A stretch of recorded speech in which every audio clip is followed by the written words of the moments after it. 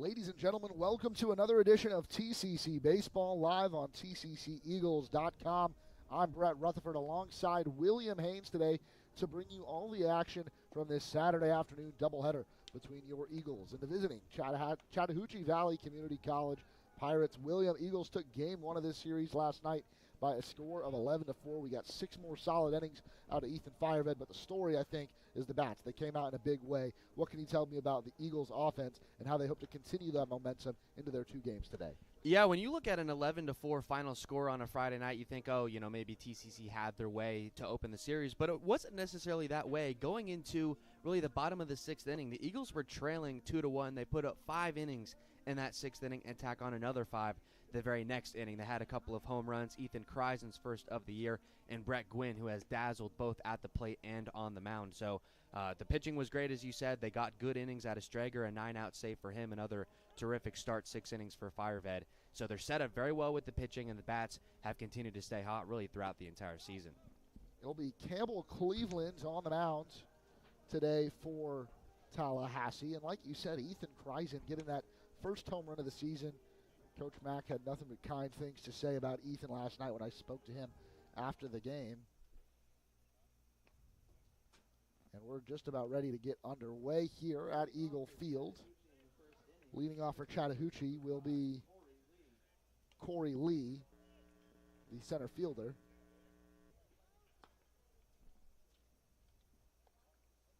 Fireved went 6 innings pitched in that game last night. Already a step off there as Justin Cruz was running back to make sure he was in position. Fireved 2 earned runs, 6 strikeouts in that start. His first pitch is fouled back by Corey Lee. Get us started here at 1:02 p.m.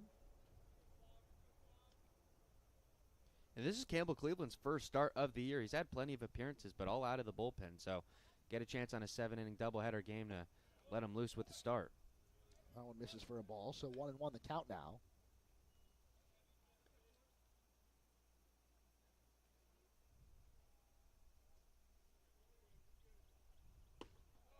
That's a slider taken for strike 2. Cleveland, 12 2/3 innings pitched. He's 3rd on the team in innings, but like William said, making his first start, he's made 7 appearances out of the bullpen prior to this. And that strike 3 calls as he gets Corey Lee looking on the outside part of the plate, so a quick strikeout for Cleveland here in his first start of the season. Been on the right side of game decisions with a 3-1 record, but an earned run average of 639. Nice pitch there on the outside to get a strike 3 called to start the game. Cleveland pitching exclusively out of the stretch today, as a lot of relievers prefer to do. This one misses low for ball 1. And yeah, you're in a really busy part of the schedule. Last night you had a game yesterday, 2 today, and 2 more this coming Monday. A lot of innings to get through, opportunities to start games for a number of guys in this staff. That one fouled to the left side. We've seen Brett Gwynn now get a start. He's got 2 starts on the season. Even Drew Lang got a start last week. Who was, I guess, kind of the Eagles' closer at one point. A number of different guys have stepped in. Drew Lang does have 4 saves. Grant Harrison has 3. This one's set into left field. And that one's going to drop in for a single as Dinges was playing a little too deep to be able to get it. And so that'll be the first base runner of the game, first hit of the game as Jared White reaches with a single. Got him jammed up on the bat there, but high fly ball that just found the soft spot of the defense. Stepping, it'll be the Pirates' left fielder, Hunter Marsh. Fireved looked really good yesterday. The 2 runs he gave up, though, did come off the bat of Hunter Marsh when he gave Chattahoochee a 2-1 lead with a 2-run shot to left. Now stepping in here to face Campbell Cleveland, and a big breaking ball from Cleveland gets Marsh swinging for strike 1.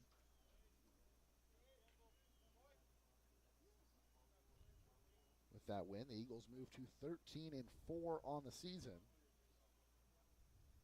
A win in this game would clinch a series victory. This one just misses off the outside part of the plate.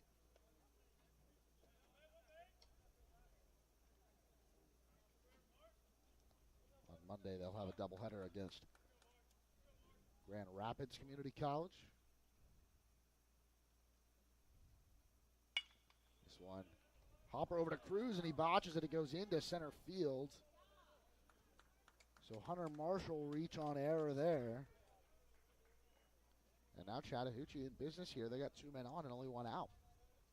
Yeah, just a really tough hop that ground ball took, as it was kind of laced right to Justin Cruz. Loses the handle on it now, as you mentioned.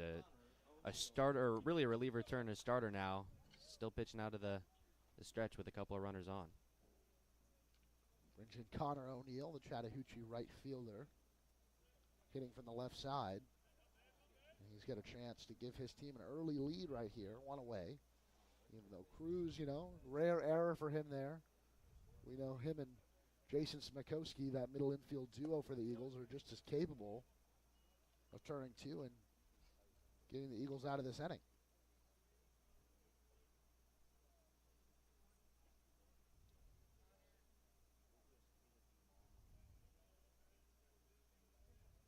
Cleveland comes set. The 1-0 pitch.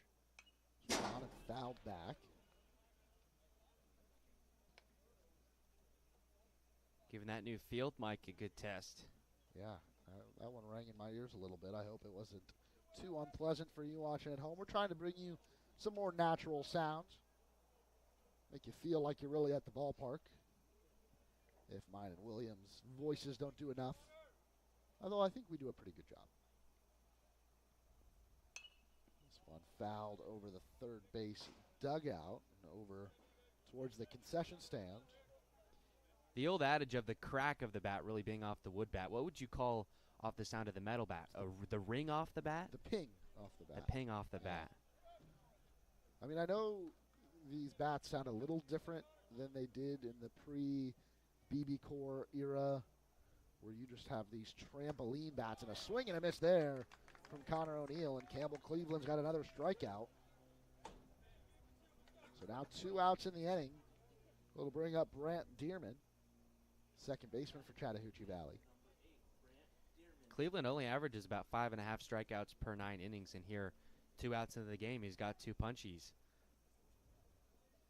And that's a big one, because now you can get an out at any bag, any part of the field, and you don't have to worry about runners advancing. You can just focus on getting an out. And that one looked good, but called for a ball.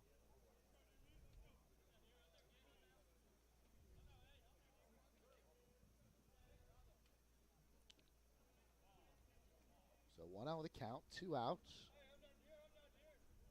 Jared White in scoring position for the Pirates. This one set into right field over the head of Justin Cruz. And they're gonna hold Jared White there at third base as Ziggy Thomas came up throwing. So they go station to station, get another base hit here, but no runs yet to come across. Bases loaded now with 2 outs. And that'll bring up Paul Heegman. I think the Eagles may be catching a bit of a break there as the Pirates hold up White at third base. Still with 2 outs, they only need 1 more. Any kind of out will do the trick with 2 outs. Yeah, I know, and Thomas has got a really good arm. We've seen him make some great plays out in right field, but with 2 outs early in the game, I think I'd have been a little more aggressive there. Test that arm in the first inning. If you miss out, all right, we've already got a couple hits off Cleveland. We can come back and do it again in later innings. But now it's all in the hands of Paul Heegman stepping in. This one sent into left center field. It's going to be a tough play for either Dinges or Pagozo. He's back on the track, and it's off the wall. That'll bring in 2, and now here comes the 3rd run rounding third. The throw from Smikowski not nearly in time. And maybe that playing a little conservative there paid off for Chattahoochee Valley as Paul Heegman clears the bases with a 3-run double. That would have been a really tough ball to get to either way, but it seemed like both outfielders were kind of shielding their eyes away from the sun, and it was a difficult baseball to track out there in left center. Well, you also look at, there's 2 outs, so none of the runners had to hold. Pagozo initially broke on that ball, and I'm thinking he might have a play on it. It looked like the wind might have picked that up and brought it all the way over to, it's tough to see on the stream, but the New Dimensions Orthopedic Clinic sign out in left field, and it was left of even Dinges. So I'm thinking They might have both had good breaks on that, but the wind just kind of carried it. That one went high into the air. It was a lot closer than I thought to getting out of the ballpark. And the first pitch to Pelkey misses inside. A really tough play, but ultimately 3 runs on the board for Chattahoochee Valley. And Cleveland is trying to stop the bleeding here, facing the number 7 hitter, Pelkey. And this one's set into deep left center. Pagozo back on the track. He's trying to shield that sun. Now he makes a great catch right at the wall. Runs into it, but ultimately a huge out there, as it would have easily been the 4th run of the inning for Chattahoochee Valley. But with that being said, the Pirates score 3 runs on 3 hits, 1 error, and 1 left. We head to the bottom of the first year watching TCC Baseball on TCCEagles.com.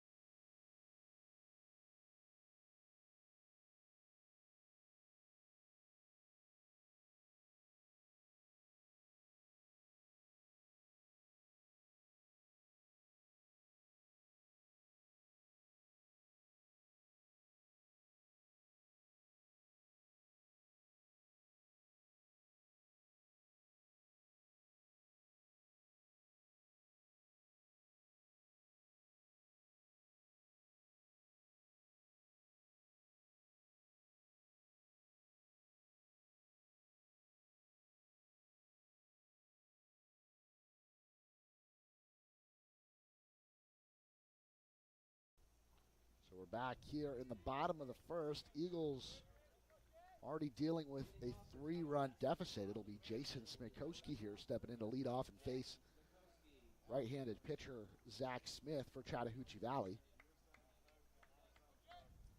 And William, only 2 of those runs will be earned against Cleveland, as one runner reached base on that E4. But ultimately, he struck out the first batter, should have had an out against Marsh, and then struck out O'Neill.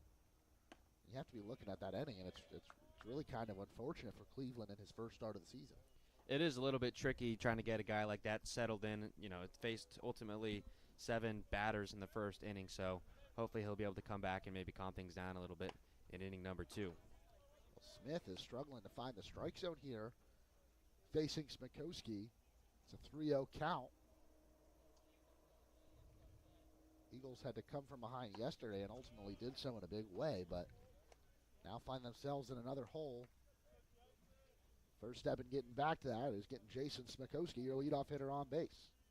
He doubled in yesterday's 11-4 victory.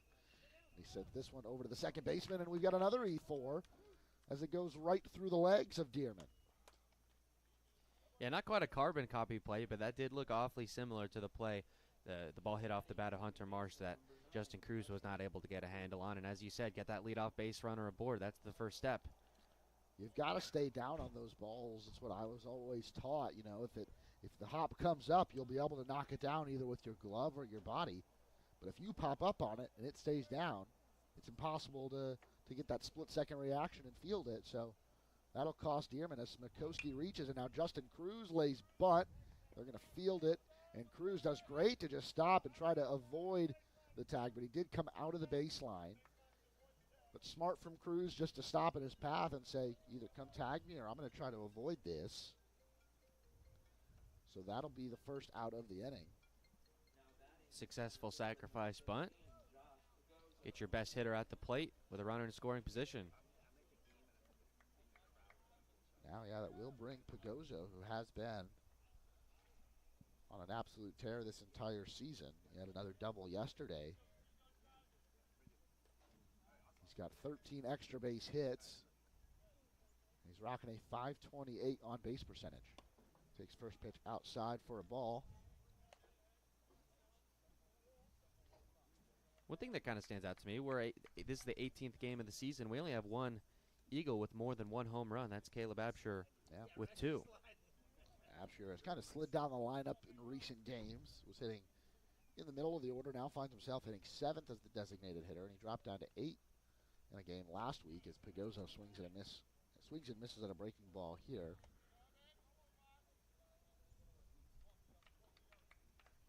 You know, William, we all know my thoughts on the sacrifice bunt, but doing so down 3-0 in the first inning, what are your thoughts on that?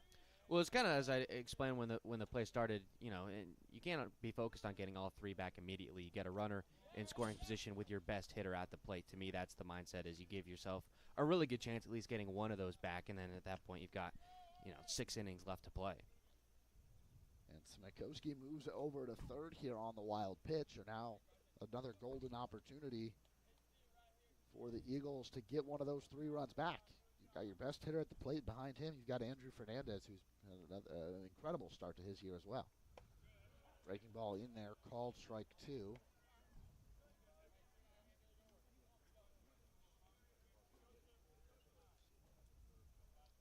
We saw Pagozo make another great play in the top of the first out in center as he swings. Sends this one into the air. It's going to drift into foul territory. The first baseman, Hiegman, is back, and he makes the catch. But now headed for home is Smekowski. The throw is, a great tag. And they're going to call Jason Smekowski out at the plate. We saw a swim move there from Smekowski trying to avoid the tag, and it looked like up here that it was really close. That call could have gone either way. The throw was in time. Ultimately, a great attempt by Smekowski to try to avoid the tag, but doesn't get the call from the umpire. Looked to me like he avoided that tag. We'll head to the second inning. Eagles trail by 3 on TCCEagles.com. Tallahassee Community College has been named as one of the top 10 community colleges in the nation. The Aspen Institute recognizes institutions from across the country that have exceptional achievements and a total commitment to improving student outcomes. The college was recognized as one of the nation's premier community colleges, eligible to compete for the prestigious $1 million Aspen Prize for Community College Excellence because of its focus on student access and success, its workforce training initiatives, a seamless and high transfer rate to four-year colleges and universities, and its many varied and productive community partnerships. This recognition from the Aspen Institute is a testament to the wonderful work of the faculty, staff, and leadership at Tallahassee Community College.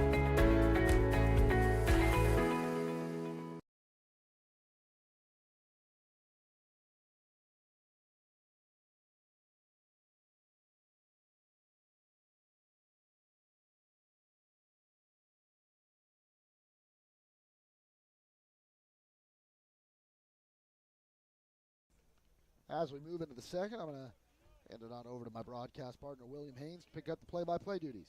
Thank you, Brett. So after a disappointing end to the bottom half of the first inning where you get the leadoff man aboard via the error and you ended up sending him home on basically what was almost an infield fly and forced the first baseman to make a nice play, and I guess he made it. You know, I like the aggression there, but you already gave up one out in the inning when you had Cruz sacrifice bunt. You're still in the meteor order. You know, Pagozo was out number 2. You had Fernandez up next with Dinges behind him and still a runner in scoring position. So I'm okay with the aggression. I always want to see guys try to take the extra base, especially when they're on third and they see an opportunity to score and make the first baseman throw off his back foot. But you got to be careful when you've already given away an out that inning. I say he held up there on the check swing. Moves the count to 2-1 to the catcher, Jay Kehoe. One of several lefty bats in this Pirates order today. Part of the reason they struggled with Firehead yesterday. That one misses low and outside. Other than the fact that Ethan Firehead has made every single lineup he's faced this season struggle. Yeah, but you get him against that many lefties, it just makes it that much easier. Now a 3-1 pitch, and that one slapped on the ground, charged by the second baseman Cruz. He's able to corral that one in a short throw over to Brett Gwynn for out number 1. So a nice job to avoid that leadoff walk at the bottom of the order.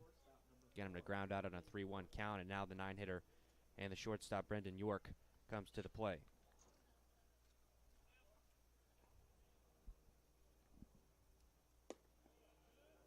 Fastball is low.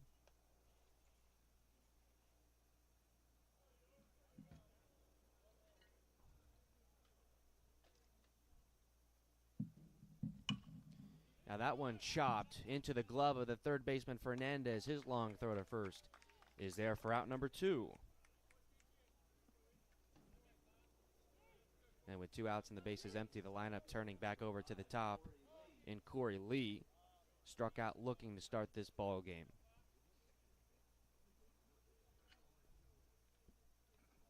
Now Campbell Cleveland's longest outing of the season is 3 2/3 innings pitched. That one fouled sharply and quickly out of play along the right side. So even though this is his first start, he's been able to work in bulk before. He's got another outing at 3 1/3, another outing at 2 innings pitched. That one missing outside, gloved by Kreisen. Count even now at 1 ball and 1 strike.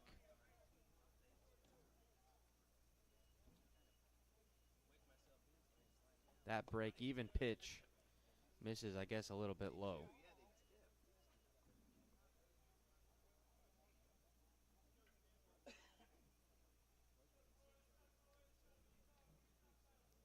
Looking for a quick 1-2-3 inning here, as that one is lined right over the head of Campbell Cleveland and into center field for a base hit. 2-out single brings to the plate Jared White, the DH, who has a single himself already. And now you're getting back in the middle of that order, and they have seen you. You pitched 1 time through the order already, so maybe if there's a pitch you didn't lean on as much in that first inning, maybe you can take that one out of the bag here, make sure you keep the deficit at just 3. So I think, even though it'll be 2 earned runs for Cleveland in that first inning, 3 runs total given up, that was a really tough position. He pitched really well, and that error from Cruz really hurt Cleveland, and he kind of lost his groove a little bit there. That 1-0 pitch fouled off.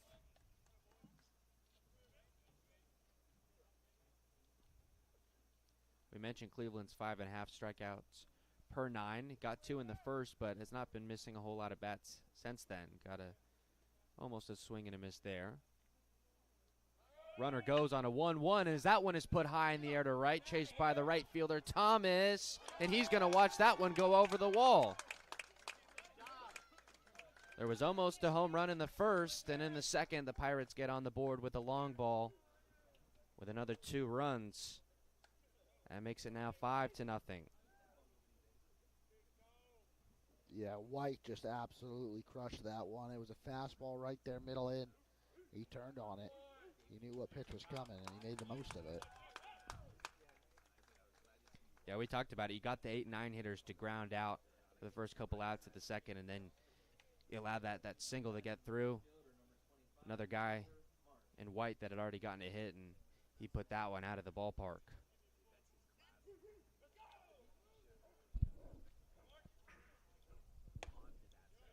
That first one to Hunter Marsh misses high.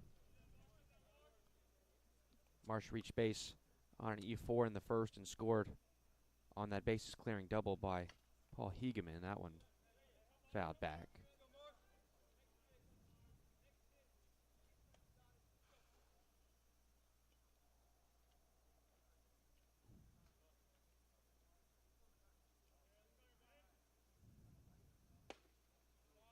That one goes into him there. 2 balls and 1 strike the count. Trying now to get out of this second inning. It will be Fernandez, Dingus, Gwynn in the Eagles' half of the second. That one jammed inside, charged by the shortstop, and they're going to call that one, I believe, a foul ball. Why did the umpire let that play continue if it was a foul ball? Or catcher's interference? I don't. Oh, that's what it is. Okay. Why did he let that throw? I didn't see the hands come up until he reached first base. Yeah, that was. You got to put a stop to that play. That's a dead ball. So I believe Hunter Marsh reaching base. Yeah. There on the catcher's interference, and that'll put a runner back on base for Connor O'Neill. Struck out in his first time. Yeah, I don't know where that one missed. It could have been low. It was a breaking ball. Might have just been just below the knee, but it looks like, I'm lined up right here, right behind home plate. It was definitely over the plate. That one is called a strike. We got a lot of baseball left, so I'll try not to be too grumpy here. It's too early for that, Brett. Beautiful day here. I know. Not a cloud in the sky. That one high in the air. The right fielder, Thomas, backing up, now comes in and settles into the glove for out number 3, but not before the Pirates get a home run on the board and extend their lead now to 5-0. Eagles get a chance to respond, bottom second, when we come back.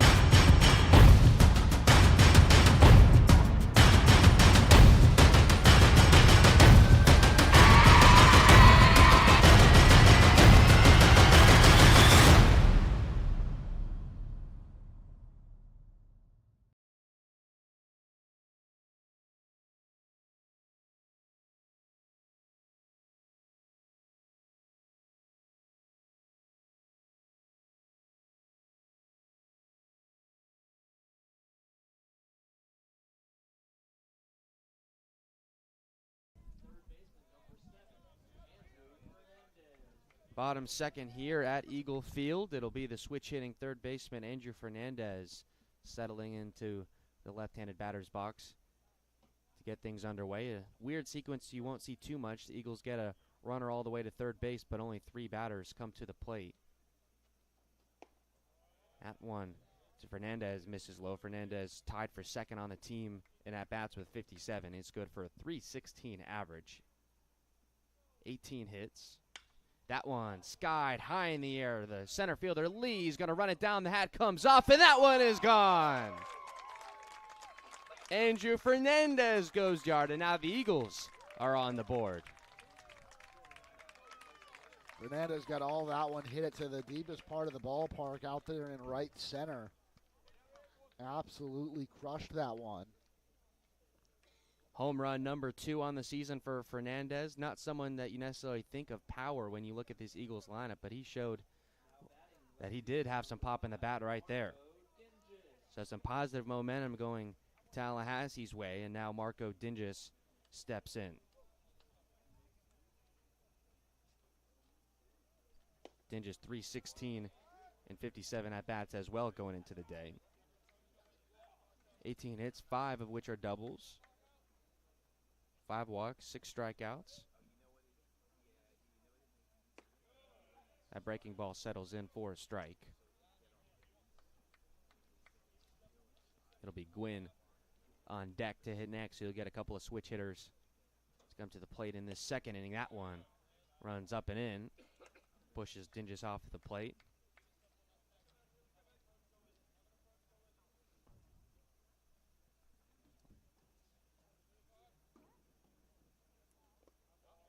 That one bouncing in.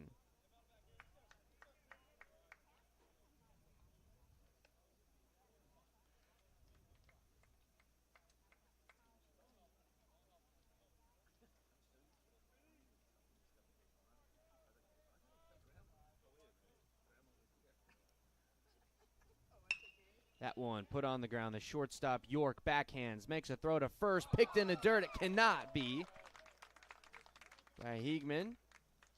And Dingus is safe. Yeah, shortstop York there kind of slipped as he was positioning himself to field that one. Fielded it cleanly, but the throw not so good. That'll be their second error in as many innings. Put it down as an E6. And now it will be Brett Gwynn. Home run last night.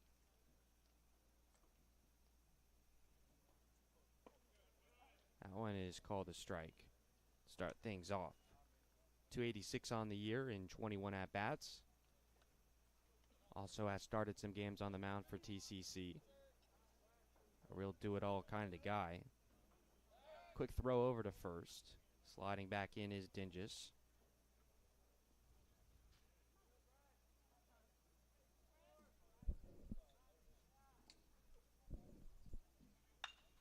Big swing there on a rocket that goes foul down the first base side.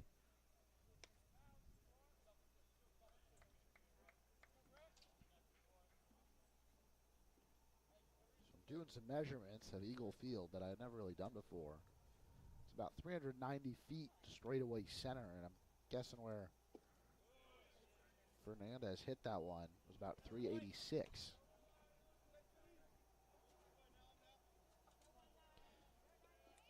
Not quite stack cast, but that'll do, as that was a sword-like swing for Brett Gwynn and a strike three. First out of the inning. If it cleared those bushes that are right behind that center field fence, we're looking at a 400-foot bomb from Fernandez. Caleb Absher, the DH, stepping in now, doesn't offer at that breaking ball.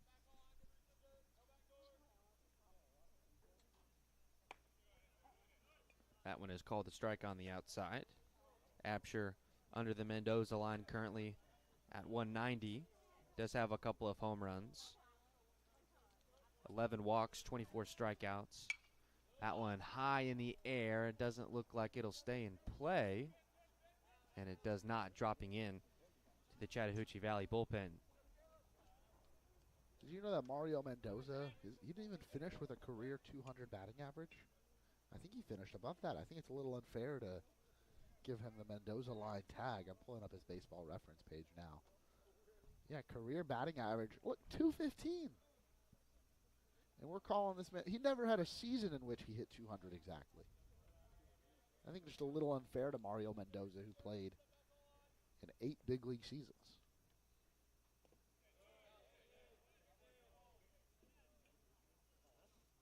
Strike. Or not. 5 with the Pittsburgh Pirates, 2 in Seattle, 2 in Texas. I'm trying to think back to the story. I mean, was that just his teammates giving him too hard a time? Oh, well, I mean, I think there is plenty of criticism to Mario Mendoza, who, even though he hit above the quote-unquote Mendoza line, his on-base percentage for his career, 245 and a 262 slugging. He played 8 seasons, like I said, 4 career home runs, and only 33 career doubles. Payoff pitch here, and that one is laced right into center field for a base hit. Dingus heading on down to second. They've got a couple of runners on here for the backup catcher, Jacob Von Thaden. I mean, I know times were a little different then, but he better be providing some Andrelton Simmons level defense if he's going to stick around in the big leagues with those numbers. So if you weren't tuning in for some Eagles baseball, you got some Mario Mendoza defense on this Saturday afternoon. In 1979, the season where he played the most games for Seattle, he appeared in 148 games, had 401 plate appearances. He had a 25 OPS plus, which means he was 75% worse than league average.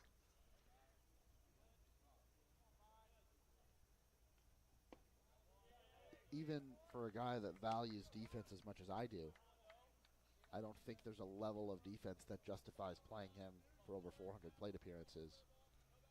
I guess that's why the Mariners finished 6th in the AL West that season. That one a strike into Von Thaden. But the Eagles are in business here trying to come back in the second inning. So we can move on from Mario Mendoza. And let's focus on Jacob Von Thaden. From the first base side of the rubber, Zach Smith comes set. Checks back to second. Again. Now comes home. That one popped in the air, and it settles down for a base hit. They send the runner from third, and the throw will not be anywhere near in time. Eagles get another run on the board. Dinges coming in from second on the RBI single for Jacob Von Thaden. And now they've got first and second again with only one out.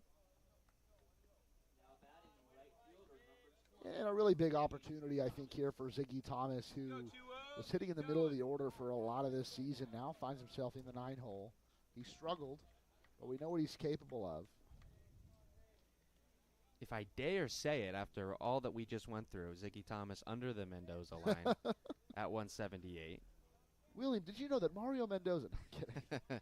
He's got 6 runs batted in on the year. A hit, went out on 1, maybe 2.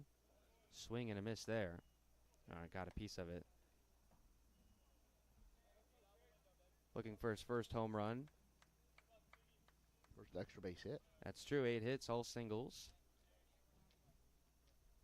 Has appeared in 16 games. I believe the only true lefty on this Eagles roster. So that'll at least keep him in the lineup for the time being. That one well inside. And whether it's a righty or lefty at the plate, we've seen Zach Smith not be afraid to go in to these Tallahassee hitters. Checks back at second. Now the throw home and was inside again, but got Thomas to offer. Runner heads down to third base. Gotta wonder if Jacob Von Thaden maybe didn't get the best jump there. If he gets to second, eliminate the double play possibility. You still got Jason Smikowski sitting in the on-deck circle. Either way, it'll be runners on the corners. Absher scoots on down to third. Von Thaden, the catcher, stays where he's at first. 5-2 your score. Eagles trail by 3, but they've got the tying run at the plate. That one is tapped foul, but goes into play. So they'll do it again. Yeah, looks like that might have came off his foot there.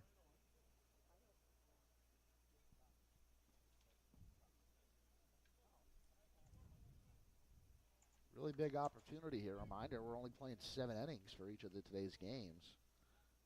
And so, well, you might think there's a lot of baseball left. The end of that game will approach quicker than you might think.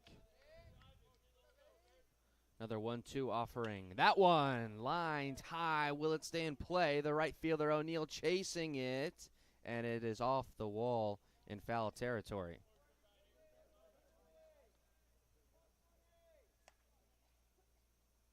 So that one was struck well, but just a little bit foul. That was racing to that right field foul pole in a hurry, but not to the right side of it.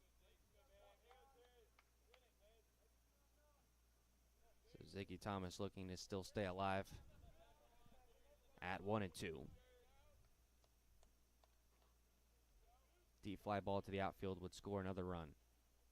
That one laced foul off the netting in front of the Pirates dugout.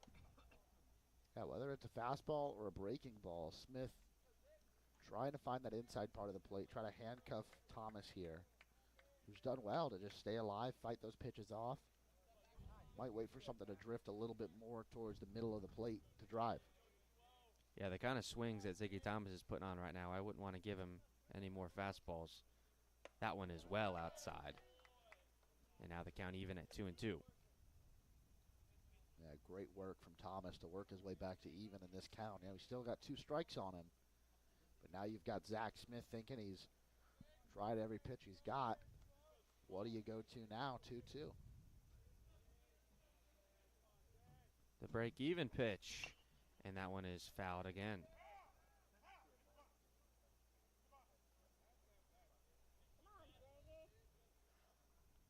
Now we'll see if he goes back to the fastball.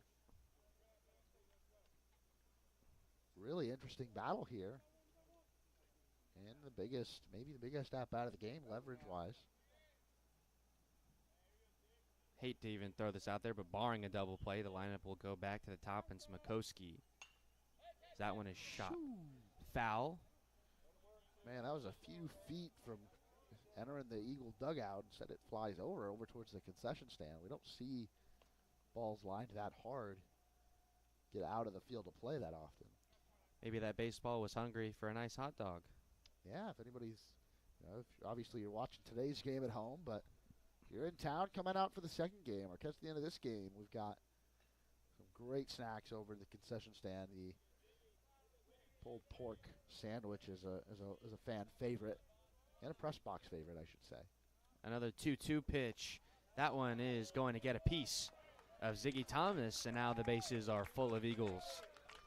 I just say, just an absolutely professional at bat from Ziggy Thomas. We know the struggles he's had at the plate, but staying in there, fouling off a number of different breaking balls, fighting off the fastballs, and ultimately working his way back into that count and getting on base.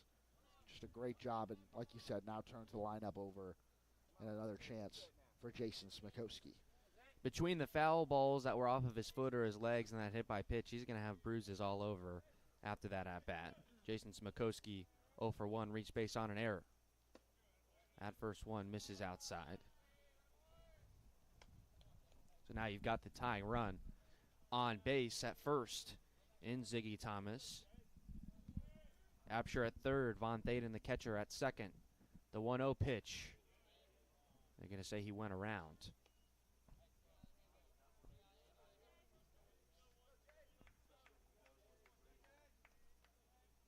Justin Cruz in the on-deck circle. The 1-1 misses low and away. Now with the bases loaded, Smith opts to work out of the windup. Again, a lot of pitchers like doing this where nobody can really steal on you unless somebody tries to take home. That one outside, blocked by the catcher, but the runner from third's going to come home, and he's safe. Von Thaden moving down to third. And how about that? A ball in the dirt that was blocked by the catcher Kehoe, and a runner still scores. It took an absolutely perfect jump from Caleb Absher. As soon as that ball started to move away from Kehoe, he took off. If you hesitate even a little bit, you've either got to stay put or you're going to get thrown out. But great job from Absher to be aggressive, and as soon as he saw it get away, he was taken off. Advanced multiple bases on 2 different wild pitches, as that one is slapped foul. Thomas stays at first. Von Thaden at third.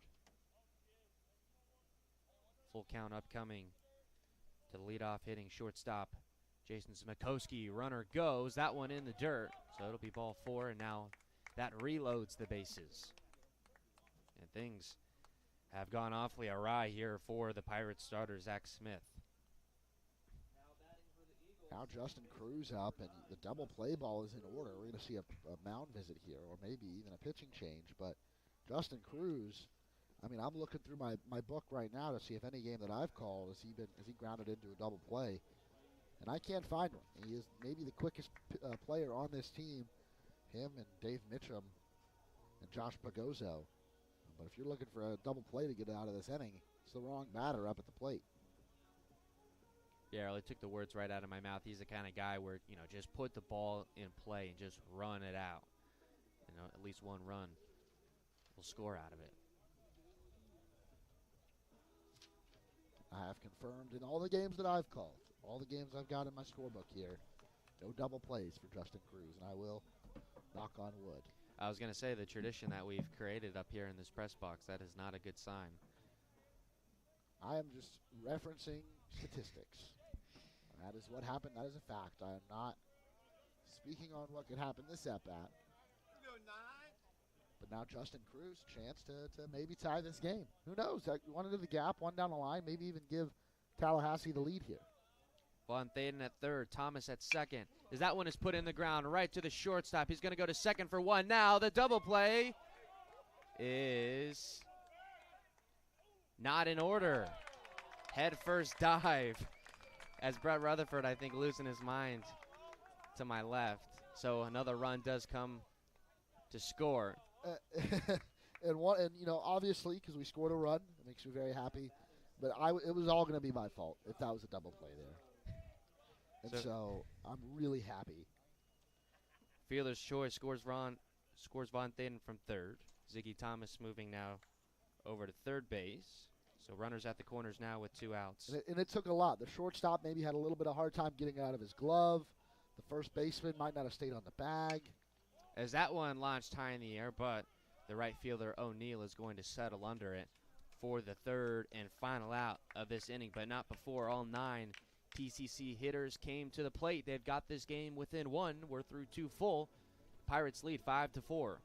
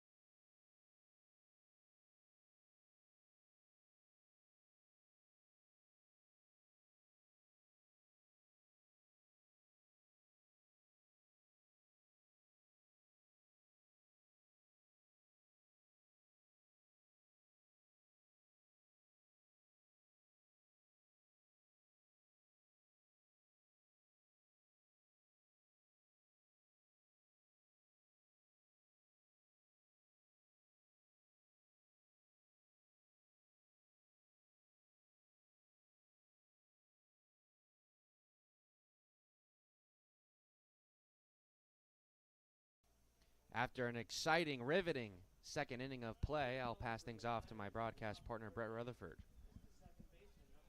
And William, in my inning of color commentary, I brought some nuggets from the 1979 Seattle Mariners, so I'll have to wait and see what you've got cooking up. But huge inning for the Eagles there. That was jump-started by an Andrew Fernandez solo home run, and then a couple more base hits, some defensive mishaps, some wild pitches. Ended up with the Eagles adding a total of 4 to their tally, their first 4 of the game, and now it's Campbell Cleveland back on the mound to get us started in inning number 3. And Dearman, his first pitch swinging, fouls it off to the left side, so he's behind 0-1 already.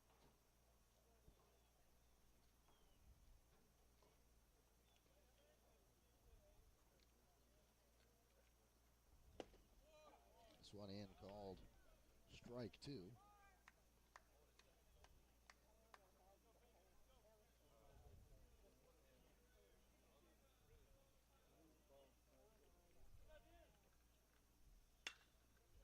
Set into right center field. It's going to be a tough play. And this one's off the base of the wall. Extra bases for Dearman. He stumbles on his way to second, but is still in there easily with a leadoff double.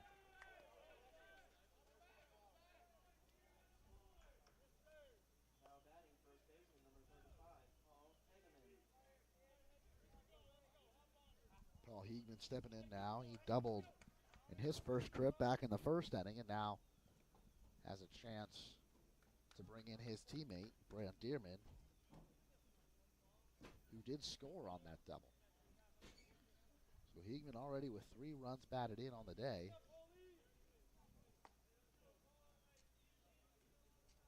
Will step in and face Cleveland again.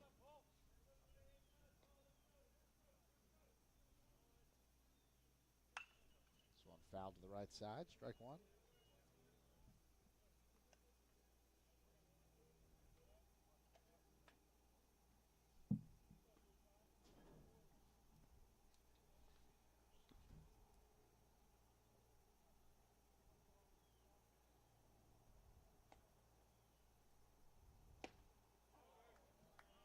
In there, called strike two. So for the second straight at bat, Campbell Cleveland's up 0-2 in the count. Now has to try to put the left-handed hitting Heegman away. Mentioned last night that TCC softball swept their doubleheader. Here's that 0-2 pitch outside, ball one. Took game one, 5-3. William Haynes was on the call for that one, and then run ruled the South Georgia State Hawks 12-2 in 5 innings in game two of that doubleheader. What a great start this season it's been for TCC softball. Absolutely. I was mentioning it during the broadcast because we had the TCC men's basketball, state tournament appearance. We had the women's basketball team having 4 all-conference players. All across the board, all the sports here at TCC are in fantastic shape. Yeah, it's been a great start to the spring. The runner takes off towards third, swing and a miss. So we get one out, but a stolen base moves Dearman over to third base. That'll be Cleveland's third strikeout of the game, but now he's got a runner on third to deal with just one away. And I think it's important. You gave up that leadoff double, and you're just still trying to get out. So you got a lot of baseball left to play, not only today, but also in a couple of days on Monday against Grand Rapids. I have no doubt that the Eagles will be able to put up some more runs this game. So even if Dearman comes in to score here, you want to focus on getting these outs. You don't want to let this inning snowball like maybe the first or second did a little bit. And that goes not only for Cleveland, but for everybody in the field too. Just make the play in front of you. Don't force anything. If Dearman scores, you got to be confident in the bats to pick that run back up again. You're already dealing with a 1-run deficit, so it's going to take at least 2 to win it. 1-1 count now to Pelkey. And that one on the inside part of the plate, Pelkey backed up. That's called strike 2. Big pitch coming up here for Campbell Cleveland.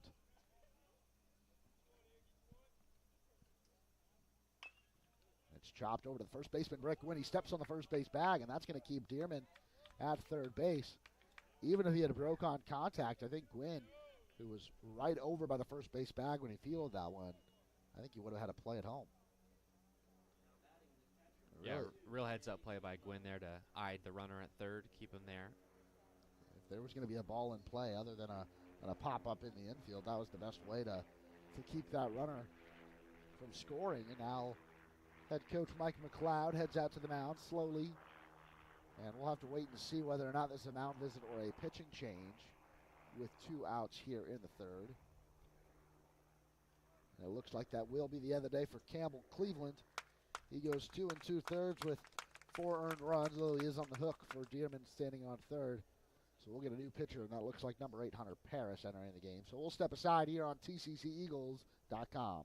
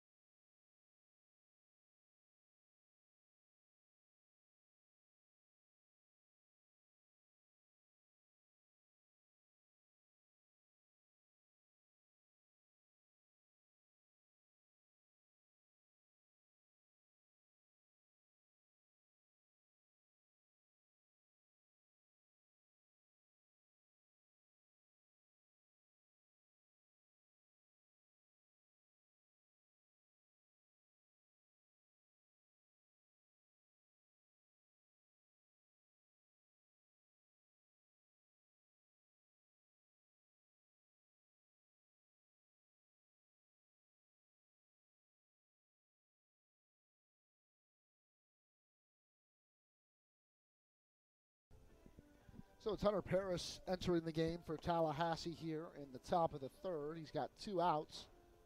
And his goal will retire catcher Jay Kehoe. Paris has been really a bulk pitcher for TCC this year. 11 2/3 innings pitched across 4 appearances. He's rocking a 1.54 ERA. He's got 14 strikeouts and has had outings as long as 4 innings. Now facing the left-handed hitting Kehoe. And I really like this change here to try to get this last out. I was going to say, for this kind of team that doesn't do too much of this sort of thing, get a lefty-on-lefty matchup. You know, your lefty specialist may be in Hunter Paris with only 1 out left to get. Got 2 righties coming up after the lefty here. First pitch misses high, and Lon Faden had to jump up just to make sure that one didn't get back to the backstop. Yeah, an excellent stop there. So Paris just trying to settle in here and only has to worry about the hitter with 2 outs. That one a check swing, but fouled, hits the top of the Eagle dugout. So the count now 1-1 to Kehoe.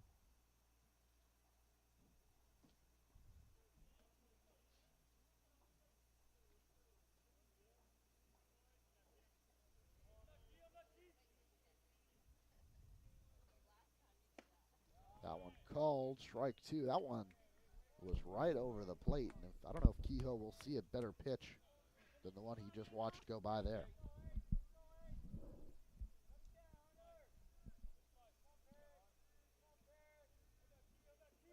Paris comes set. Grounded over the first baseman, takes a big hop into the glove of Fernandez. Throw to first is in time, and that'll retire the side. So Chattahoochee Valley leads off the inning with a double, but they strand that runner in third. No runs on 1 hit, no errors, 1 left. We'll head to the bottom of the third. You're watching TCC Baseball on TCCEagles.com. Tallahassee Community College has been named as one of the top 10 community colleges in the nation. The Aspen Institute recognizes institutions from across the country that have exceptional achievements and a total commitment to improving student outcomes. The college was recognized as one of the nation's premier community colleges eligible to compete for the prestigious $1 million Aspen Prize for Community College Excellence because of its focus on student access and success, its workforce training initiatives, a seamless and high transfer rate to 4-year colleges and universities, and its many varied and productive community partnerships. This recognition from the Aspen Institute is a testament to the wonderful work of the faculty, staff, and leadership at Tallahassee Community College.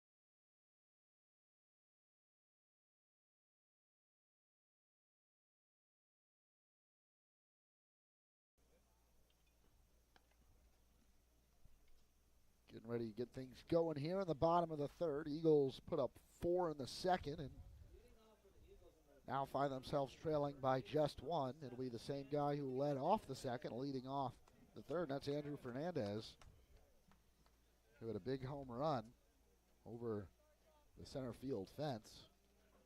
By my rough calculations, he went at least 400 feet.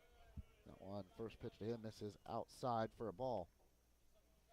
So Zach Smith is out for inning number 3, but I do see a left-hander warming up in that Pirates bullpen.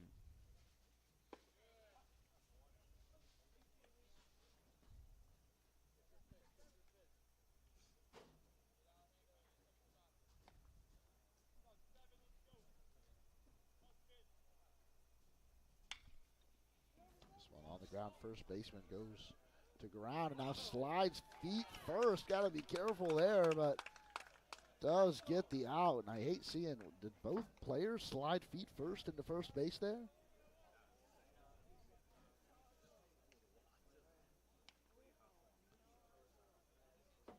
Fernandez diving head first. You got to be. That could have ended pretty ugly.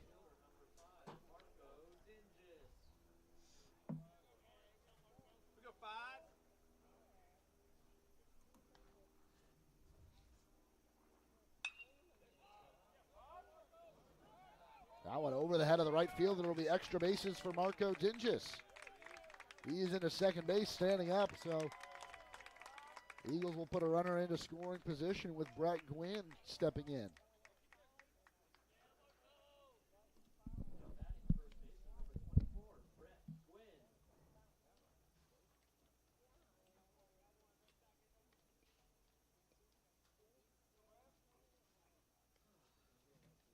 Gwynn struck out last inning, but now stepping in with the tying run at second base.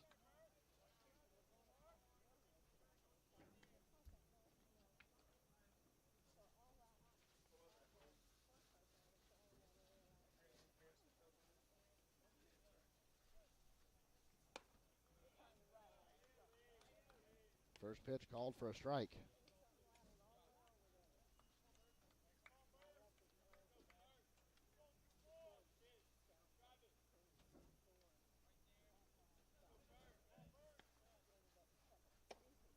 Now this one taken high for a ball.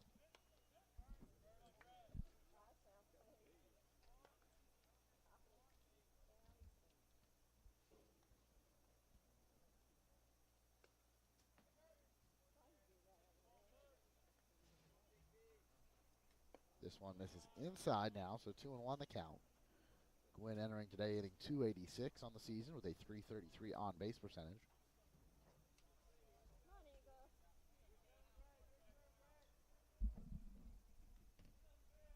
One of the few two-way players on this team, him and Harper McClendon. This one inside, and that'll clip Brett Gwynn, so he'll reach base. The second hit by pitch from Zach Smith, the Chattahoochee Valley starter. And that'll bring up Caleb Abshire now with 2 men on. It's 1 away.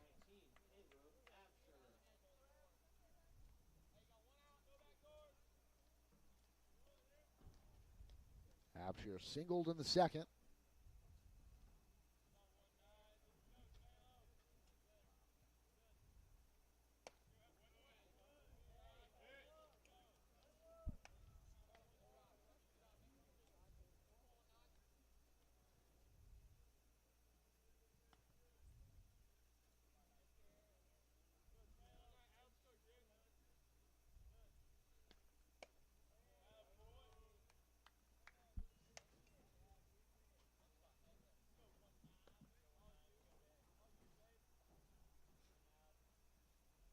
Two and 0 the count now.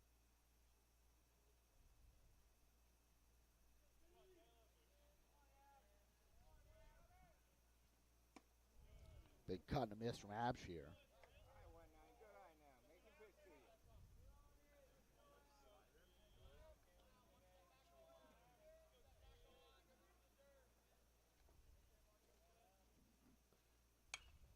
This one fouled back, so that'll even up the count at 2-2.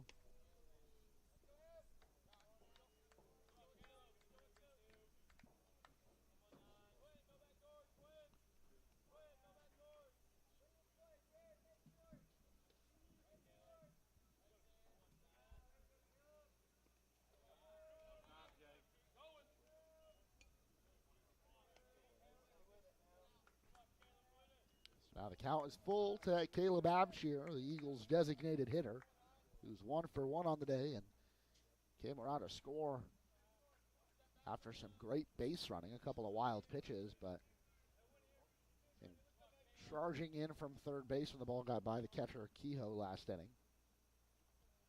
And he's retired on strikes there after another big cut and a miss. So now 2 outs in the inning. And Jacob Von Faden stepping in for his second trip to the plate today. He's got a single already.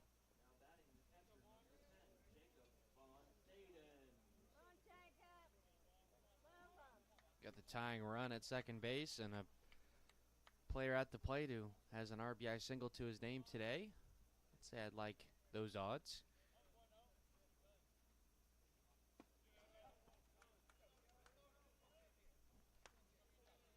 This one in for a strike.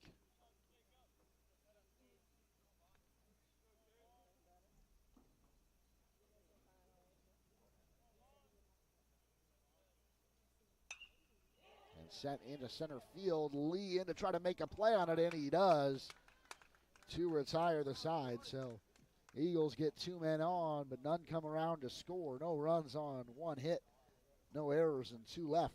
We head to the 4th on TCCEagles.com. Tallahassee Community College has been named as one of the top 10 community colleges in the nation. The Aspen Institute recognizes institutions from across the country that have exceptional achievements and a total commitment to improving student outcomes. The college was recognized as one of the nation's premier community colleges, eligible to compete for the prestigious $1 million Aspen Prize for Community College Excellence because of its focus on student access and success, its workforce training initiatives, a seamless and high transfer rate to four-year colleges and universities, and its many varied and productive community partnerships. This recognition from the Aspen Institute is a testament to the wonderful work of the faculty, staff, and leadership at Tallahassee Community College.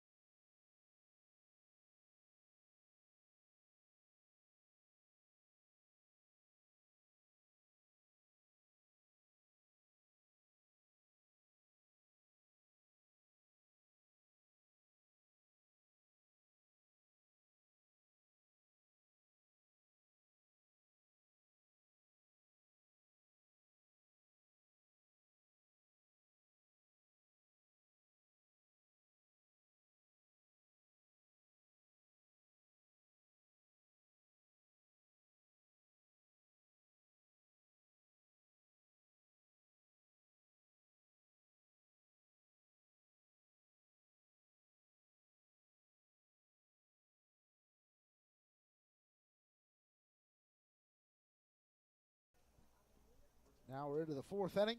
Eagles trailing by a run, and I'm going to pass it back over to William Haynes to take over play-by-play. Thank you, Brett. So, Hunter Paris, the lefty, stays back on. I thought maybe you bring him in to face lefty Kehoe, and that would be that, but there's a lot of baseball left to be played here today, as that first one is ripped and fair of the third base line. That'll be good for extra bases, as the left fielder Dinges has to dig it out of the corner there. So, a leadoff double standing up for the 9-hitter Brandon York. And that will turn things back over to the top and Corey Lee, a right-handed bat who is 1 for 2.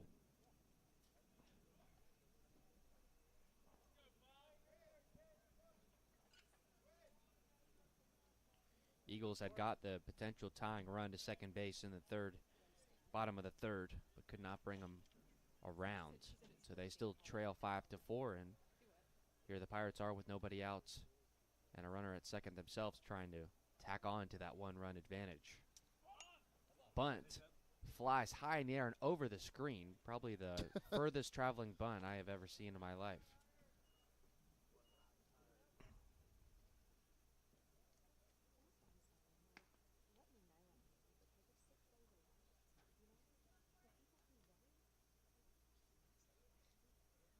But either way, good for strike one. The 0-1 offering to Lee shows bunt again, and that one goes foul. So not only quickly do you have him at 0-2, but also takes the bunt out of play.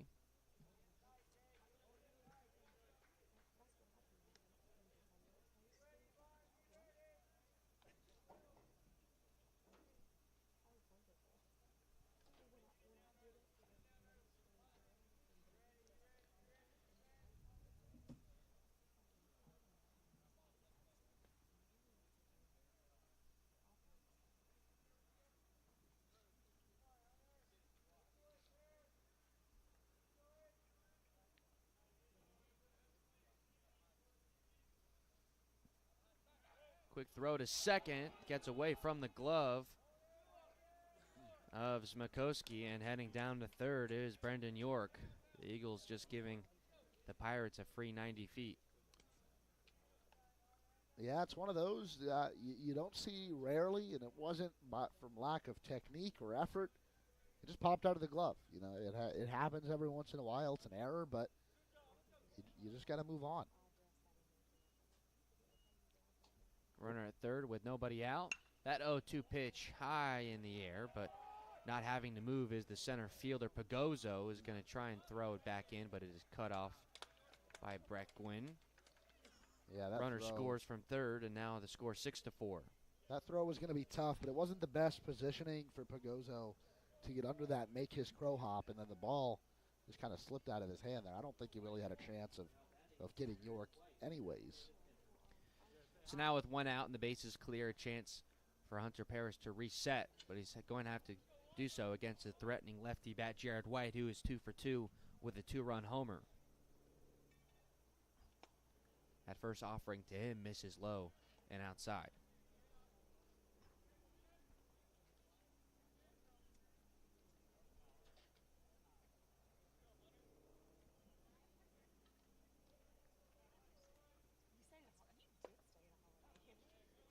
Strike called there to even it.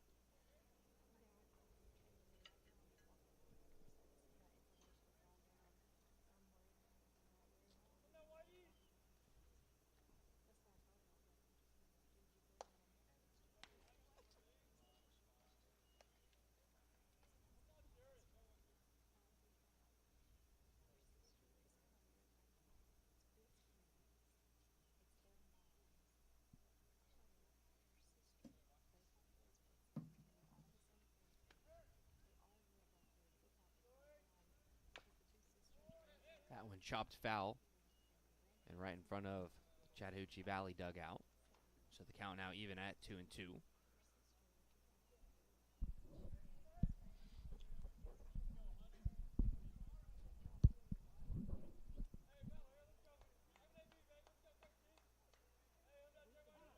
Time is called. Slow moving at bat between the lefty Hunter Paris and the lefty Jared White. White, the DH today, has shown why. Now the 2-2 is fouled out of play along the left side.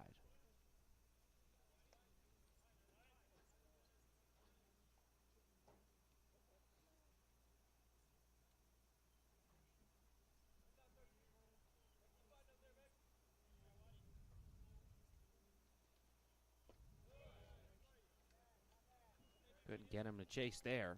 Honestly, a really good pitch moving across the strike zone there, and a really great job from White to hold off there and take it for a ball. The payoff pitch from Paris misses, and so that'll be a 1-out walk to Jared White. Puts a runner back on base for Hunter Marsh, who's reached base twice, one on an error and one on a catcher's interference.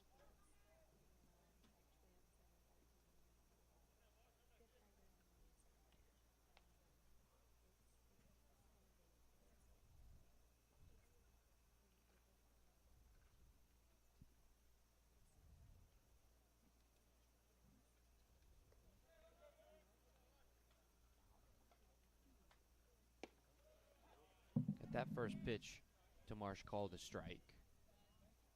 White had widened his lead at first a little bit, but the lefty pair is able to stare him down over there.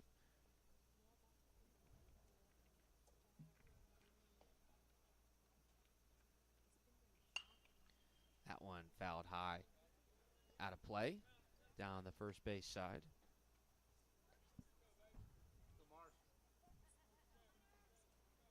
So now another quick 0-2 count in this inning for Hunter Paris, looking to cash in on this one.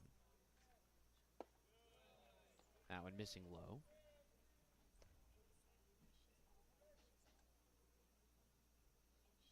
Paris has been used mostly in long relief. He's got a 3-inning appearance, 4-inning appearance, 3 and a third inning appearance, all out of the bullpen. That one high in the blue skies Right fielder Thomas comes in, and he's got it for out number 2.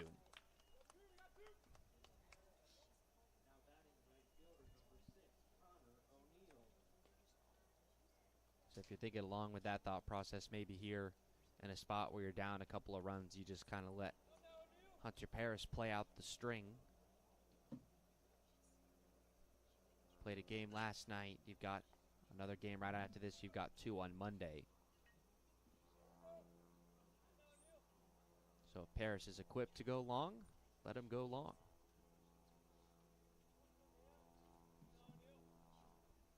This one to Connor O'Neill is a strike to start things off. O'Neill 0 for 2 with a strikeout. Eagles down 6-4. It will be Thomas, Makoski, Cruz in their half of the 4th inning. A pitch outside and evens things up at 1-1.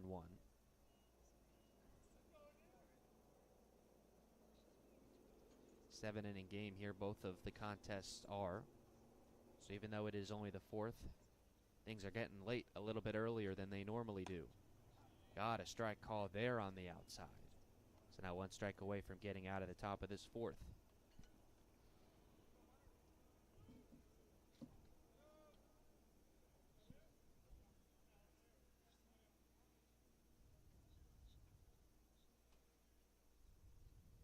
And a cut and a miss for Connor O'Neill to put an end to this inning, but not before the Pirates tack on another run, a leadoff double that they score on an error and a sacrifice fly. So we head to the bottom of the 4th. You're watching Eagles baseball on TCCEagles.com.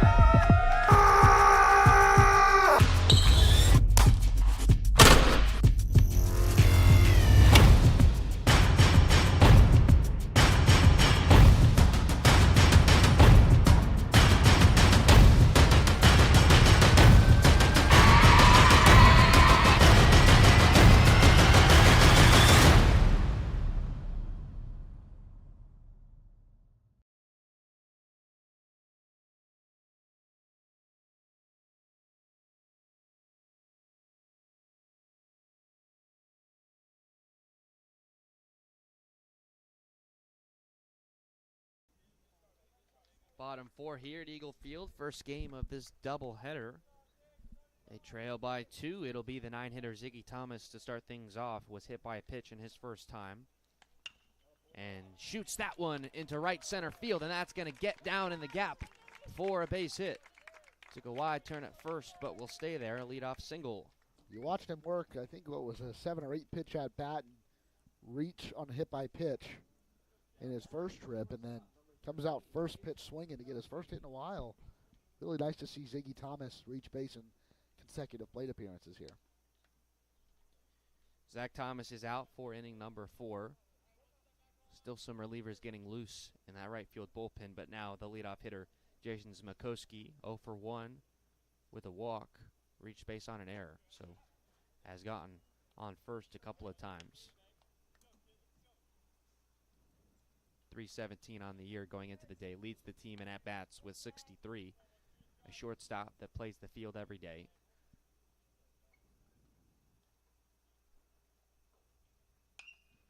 That one fouled out of play.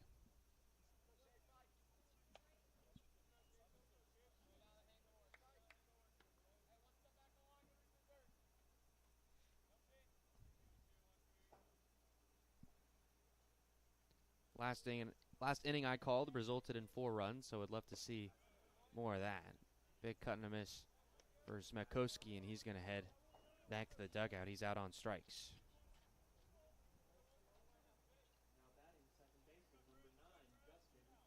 That'll be Justin Cruz. A successful sacrifice bunt and ran out a double play ball that scored a run. So an eventful day for him, even though he's 0 for 2.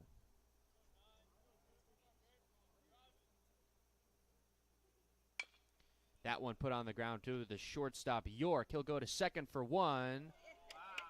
And is doubled off that time. So a quick inning erased. The leadoff single, and Ziggy Thomas was put away by the double play ball, so not the inning they were hoping for.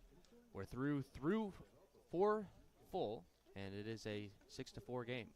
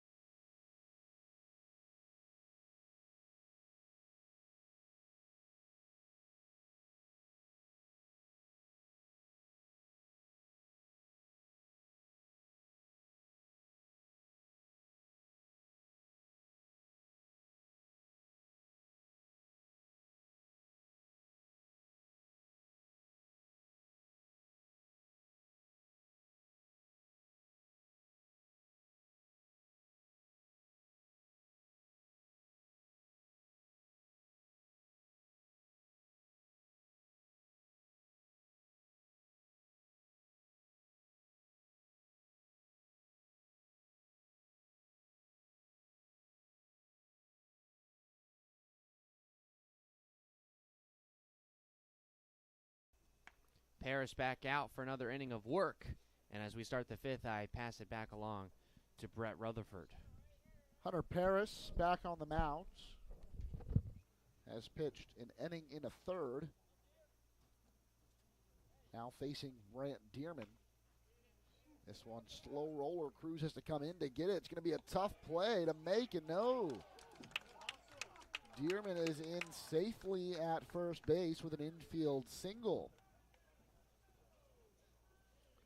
Cruz charged that about as much as he could have, fielded it cleanly, and just no time to make that throw.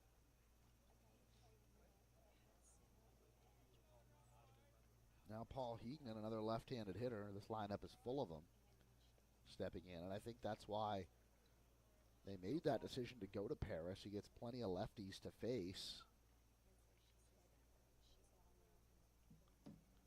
And he jumps on the first pitch, sending Pagoso back towards the warning track, and this one comes off the wall. Pagoso has to field it off the ground. Dearman comes all the way around from 3rd. There'll be a throw home. He is tagged out at the plate.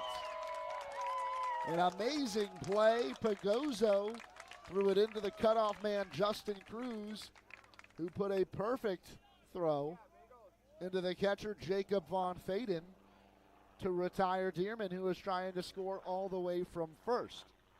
So Paul Heegman's got a double, but no RBI to go with it, as Dearman has retired 8-4-2 on that putout.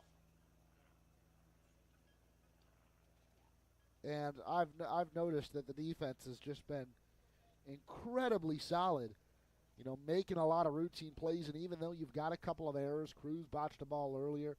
Smakowski had one go off his glove and into center field to move a runner to 3rd.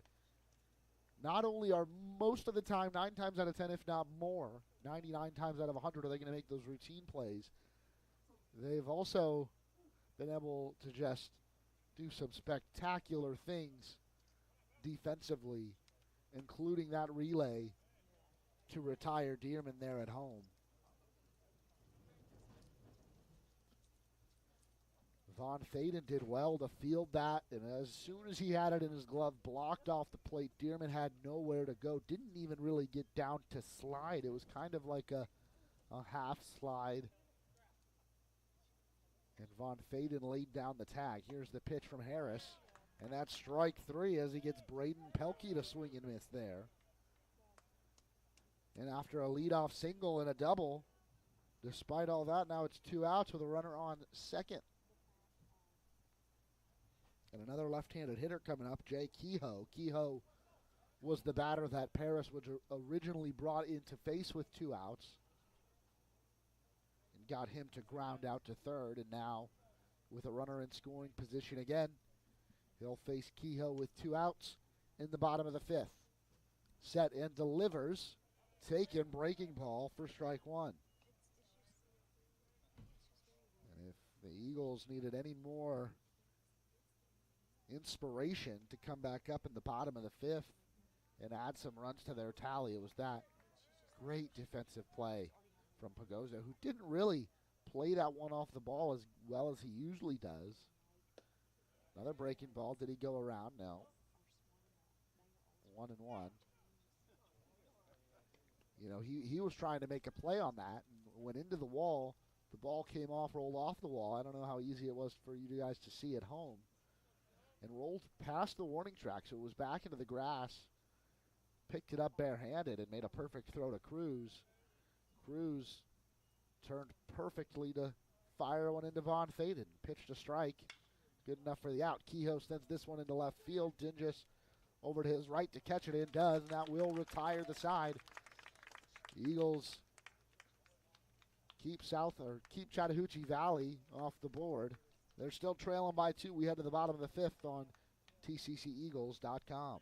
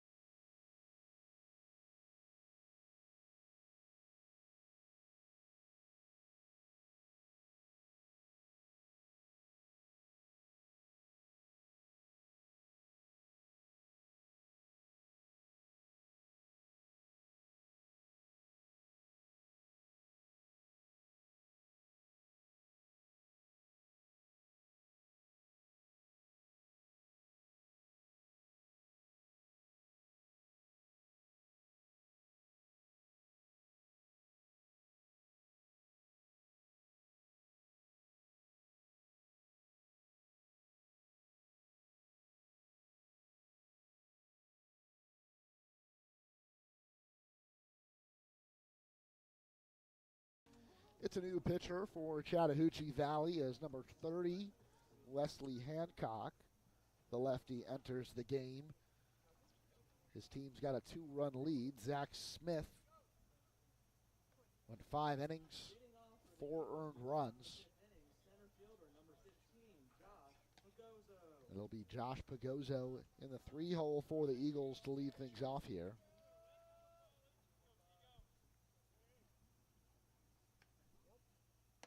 He takes that one for a strike.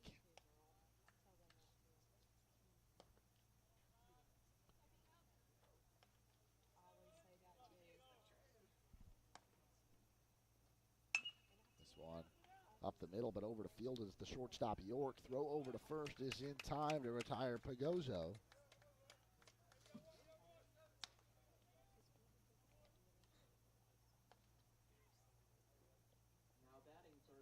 Smith finished with 3 strikeouts and 1 walk in his 5 innings of work before handing it over to Hancock. And now it's the switch hitting Andrew Fernandez stepping in, now hitting from the right side as he faces the lefty. Takes a breaking ball that missed high for ball 1.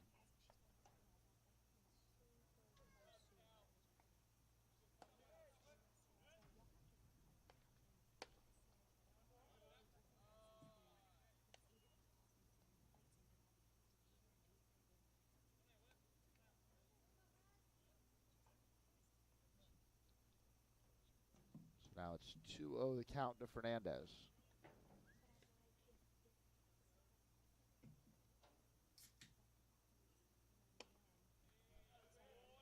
Three straight balls to Fernandez now, and it's 3-0.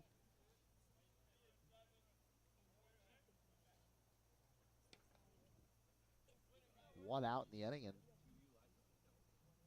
nobody on. Called for a strike.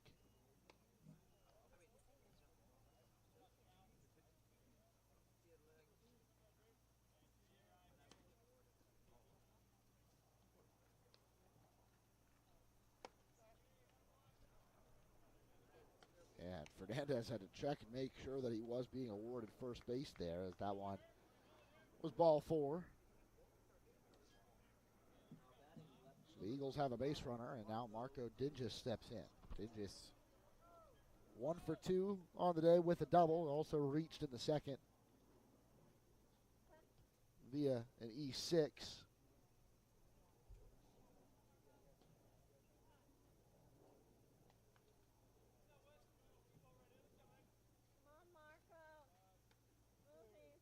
Hancock set and delivers. First pitch to Dinges, in for a strike.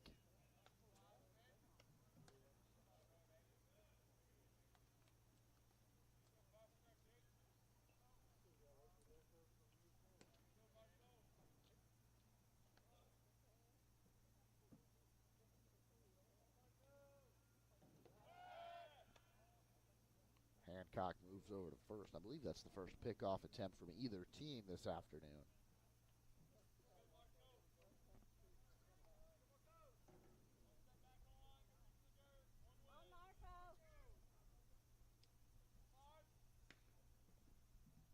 Yeah, one pitch to Dinges, sent foul and out of play to the right side. Well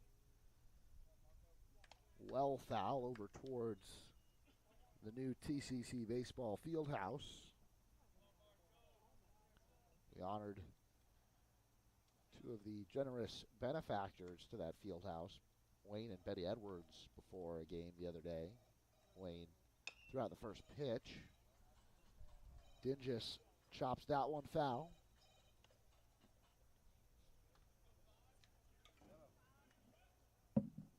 William mentioned it earlier, but really just a beautiful day for baseball, even as the weather starts to heat up here in Tallahassee. I enjoy the chilly nights here at Eagle Field at the beginning of the season. This one sent high into the air. Center fielder in on it. And that is Lee in to make the catch for out number 2. But now it's warming up, and my pollen allergies haven't been that bad. So I'm enjoying it. Even rocking shorts today in the press box. A good crowd here on hand at Eagle Field. Brett Gwynn, another switch hitter, will step in from the right side to face Hancock. Homered from the right side in last night's victory.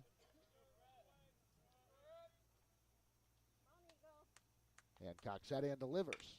First pitch swinging is Gwynn, and he sends this one through the left side of the infield for a base hit.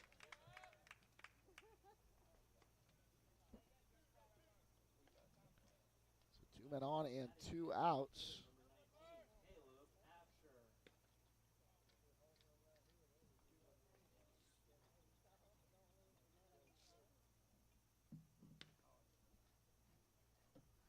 Caleb Abshire with the lefty-righty matchup here. We know he's got some pop in that bat. He has singled and struck out in his first 2 trips. But now he represents the go-ahead run here in the bottom of the 5th with 2 outs and a big at-bat.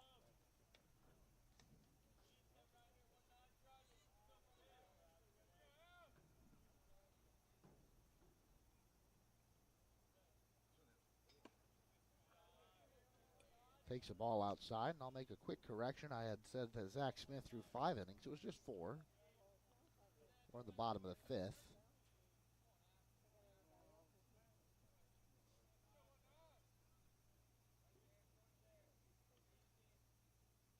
The 1-0 pitch to Abshir. Taken, called strike 1. That one must have just clipped the outside black. And that call could have gone either way.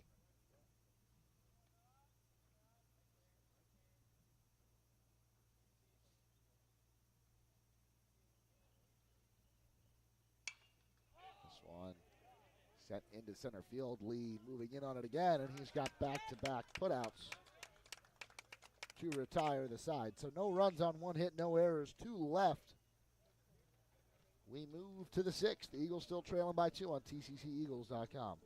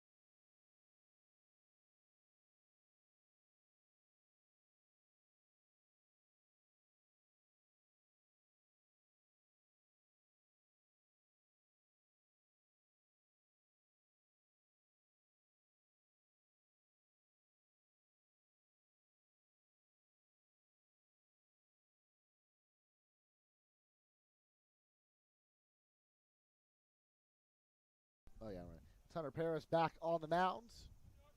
He tries to keep Chattahoochee Valley at 6 runs so the Eagles can come back in this one, and I'll pass it back on over to William Haynes to take over play-by-play. Appreciate it, Brett. Stepping in, Brendan York, the shortstop. First pitch from Paris is put on the ground. The first baseman, Gwynn's going to go over and throws to Paris, who's covering the bag, and they got the out. So not the prettiest of plays, but they did get the old 3-1 put out. When it comes to those plays, you'll hear every pitcher complain about doing them leading up to the season and during the season at practice. PFPs, pitcher fielding practice. It is not fun, but ultimately it pays off in games in those types of moments where even if it's not pretty, even if Paris kind of stumbled over the first base bag there, you're able to record the out. I'm sure Brett Gwynn, the first baseman, has done his fair share of those, being a first baseman and a pitcher. That one popped up.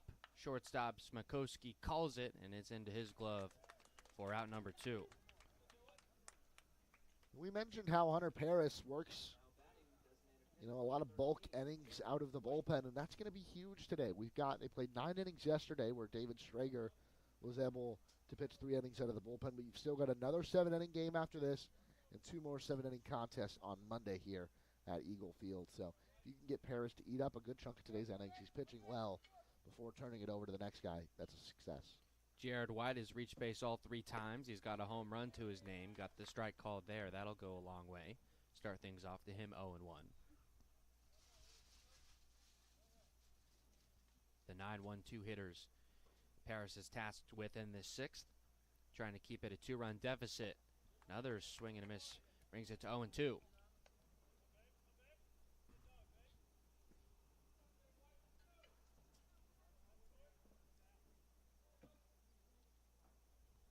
So after an eventful fifth inning that kept the Pirates off the board, Paris looking for a little more easy of an inning.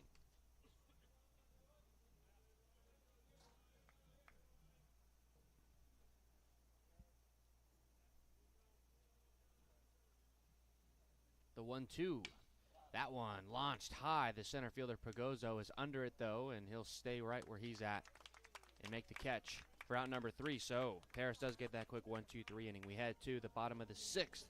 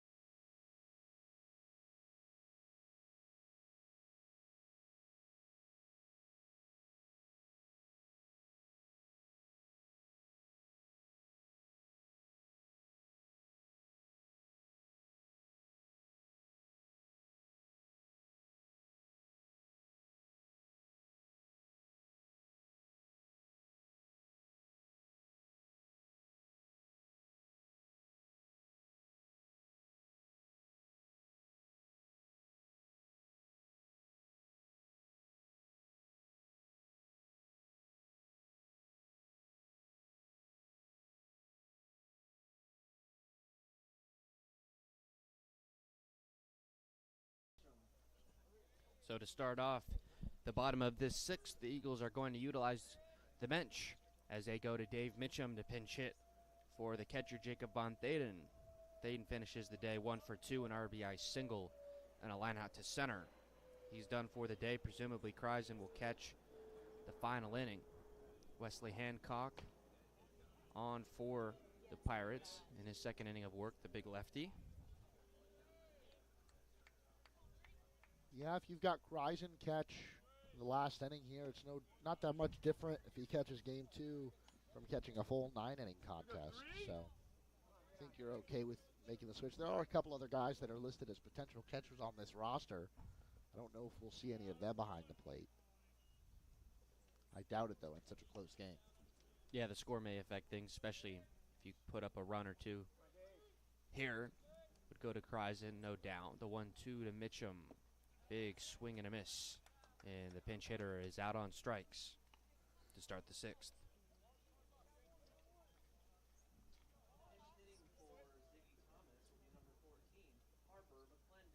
And they go to the bench again. They did for the 8-hitter, they do for the 9-hitter. Harper McClendon will step in for Ziggy Thomas. McClendon, another two-way player the Eagles have on their roster, takes that first one for a strike, getting that lefty on righty advantage. That one is popped up and out of play.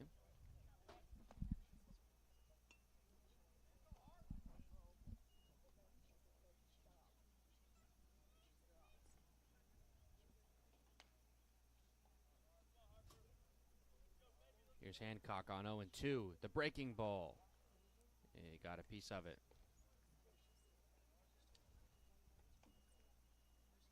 McClendon coming into today, 9 at-bats on the season. He's got 3 hits, 1 run knocked in. One double.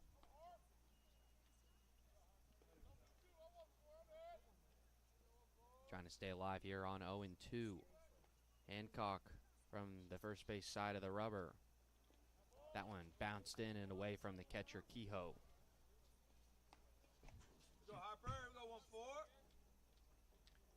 A lefty pitching from the first base side. I don't see that too often. And a swing and a miss as McClendon's going to try and beat out the throw to first. He cannot. So back-to-back strikeouts to open the sixth for Wesley Hancock. And the lineup turns back over. And the shortstop, Jason Smakowski, 0 for 2 today with a walk. Hancock really relying on that breaking ball. And even right-handed hitters really struggling with it coming across the plate there. Eagles is looking for some kind of base runner here. The first one to Smakowski, called strike one.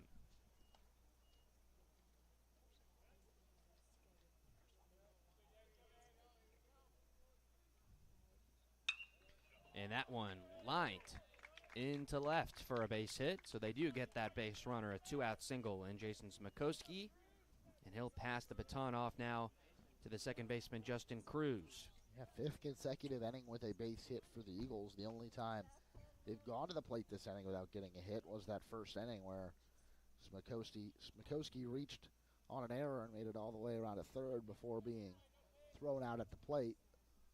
And what maybe, we talked about, maybe he did avoid that tag. How would that have changed this game? Showed bunt there on that first pitch. Yeah, an interesting call. I mean, he would definitely be bunting to reach base there, and we know he's got legs on him. Did ground out into a double play his last time up, but it took a perfect ball hit over the shortstop. Yeah, you're right. Cruz laid down a successful sacrifice bunt in the first, but in order to keep the line moving here in the sixth, he'd have to reach first base.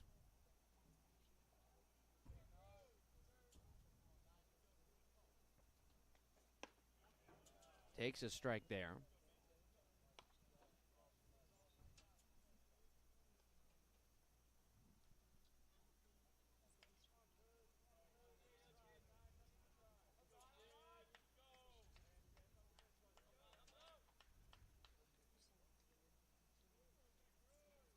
Hancock looks over at first a couple times, now comes home and gets another strike on the inside part. Yeah, Cruz has watched the last two strikes, and now he's probably going to see a breaking ball here from Hancock.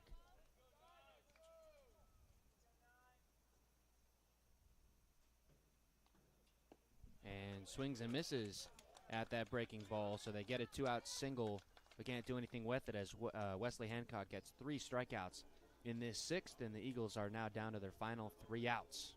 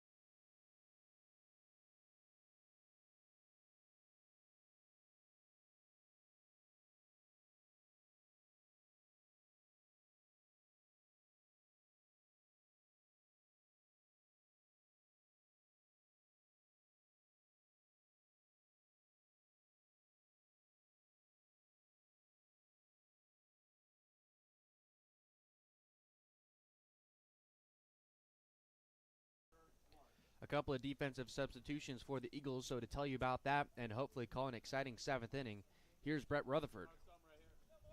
So Ethan Kreisen enters the game for Dave Mitchum, who pinch hit for Jacob Von Faden. And Kreisen, just like we expected, going to fill in behind the plate for the last inning here. And Harper McClendon, who pinch hit for Ziggy Thomas, stays in the game in right field. First pitch into Hunter Marsh. Called for a strike. That's Hunter Paris, who stays out on the mound. So that leaves on the bench Makai Johnson. Cut and miss there. Strike 2 to Marsh. Aiden Keenan and Cade Haddix. And pretty much a full bullpen left, but like we said, a lot of baseball left to be played today and on Monday. After today's game, they'll have 21 more innings to get through, assuming none of those games go into extras. And cut and miss for strike 3. Hunter Paris gets another strikeout there. His 3rd of the game. Quick out number 1 here in the top of the 7th.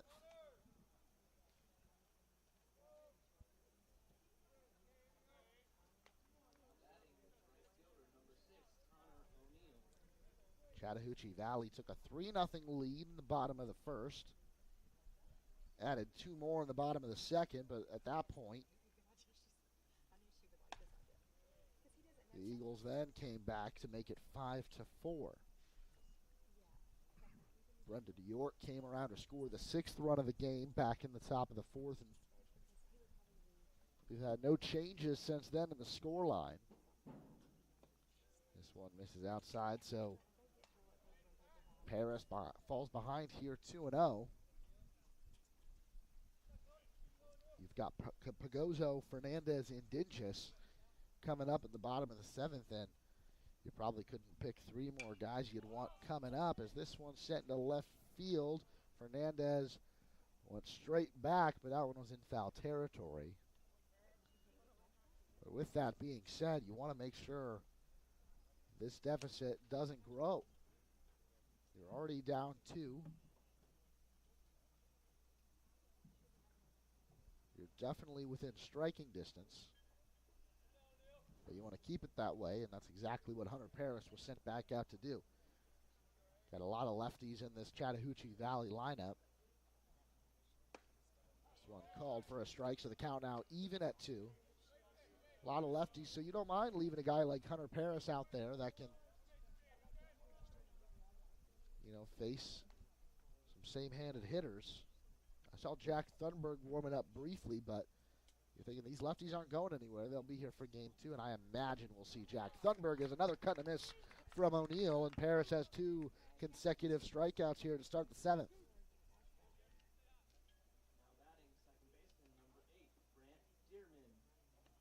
Brent Dearman steps back in. He led off the 5th with a single.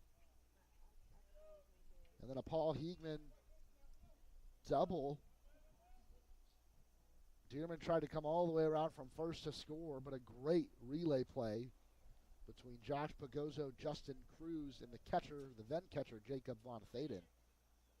Nailed him at the plate. Shoots another one into center field, and he's got another base hit, his 4th of the game. He singled in the 1st, doubled in the 3rd, singled again in the 5th, and he's back on first here in the 7th.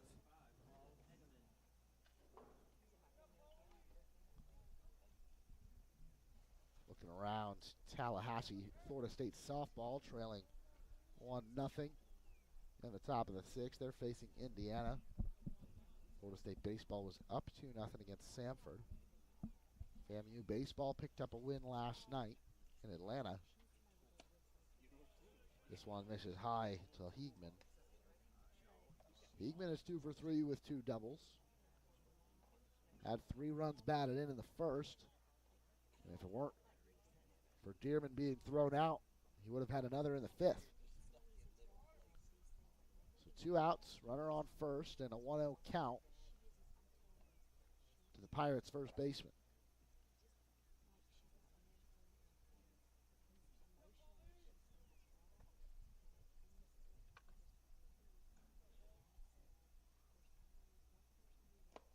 This one Low and gets by Kreisen. And, oh, they're going to send him all the way to third. Kreisen's going to throw at him. Do they have him out again? They do!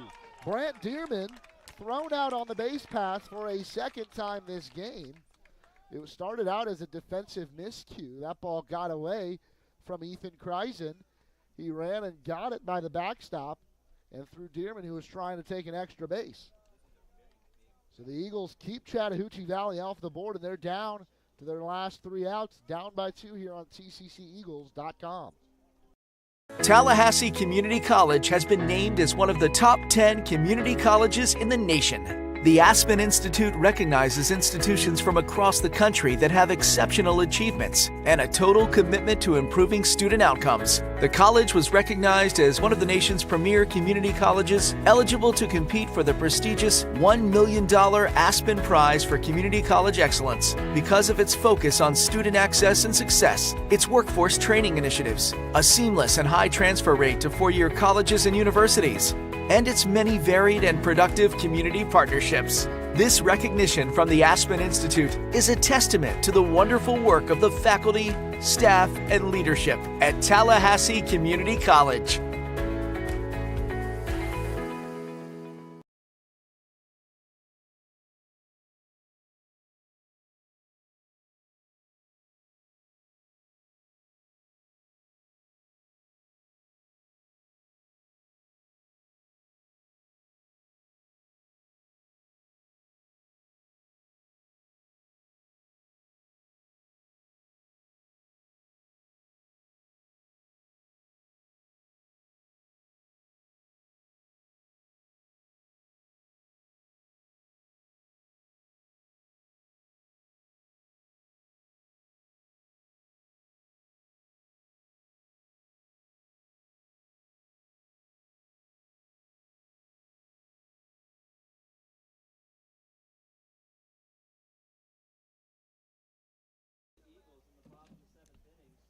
And here we are in the bottom of the 7th. The Eagles find themselves down 2, but leading it off will be Josh Pagozzo.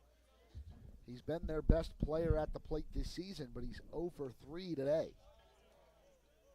He takes the first pitch from Wesley Hancock for a ball. Hancock back out there for his 3rd inning of work. He's got 3 strikeouts through 2 innings and no earned runs allowed. And now Pagozzo up 2-0 in the count. Good hitter's count for the Tallahassee center fielder.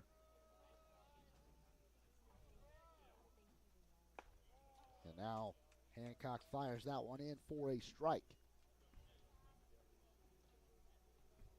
Eagles haven't scored since the 2nd when they put up 4 to make it a 1-run game. At that point, Pagozzo rolls this one over to the shortstop. It's going to be a tough play for York, but does field it nicely and make a nice throw for out number 1. At that point in the game, we had said that they cut the lead down to 1. And, I was pretty confident they'd have more runs before we got to this point. The question was whether or not they could keep Chattahoochee Valley off the board, and they did for the most part. Pirates added 1 more run in the 4th. But now Eagles find themselves down to their last 2 outs. Andrew Fernandez, who's already homered in the game, is at the plate. This one misses inside for a ball. Fernandez was walked by Hancock in his first plate appearance, so this will be his 2nd trip to the plate, hitting from the right side. Another one misses inside, so 2-0 the count.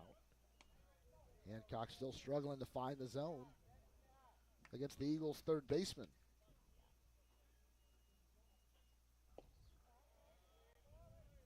Now it's 3-0 the count. 2-1 the count, rather. Missed a strike call there. And a big cut and a miss off that Hancock breaking ball that he's had so much success with. And that evens the count at 2. I guess the only bright side is he probably won't be available for game 2. Yeah, this one misses, so now the count's full. And Fernandez maybe saying that, hey, did that hit me? The umpire says no. The move is always just to walk down to first like you've been hit. Yeah, you just got to sell it. Make him tell you to come back. And Hancock goes right back to the breaking ball. Fernandez chases it. And that's a strikeout for out number 2.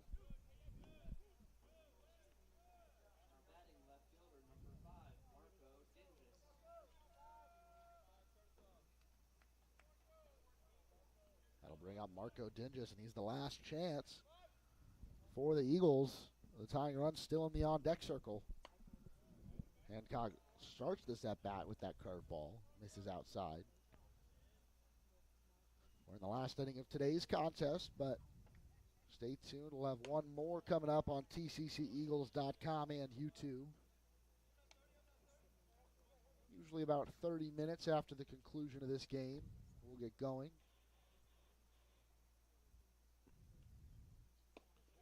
Dinges swings and misses, so 2-1 now. 2 outs, nobody on.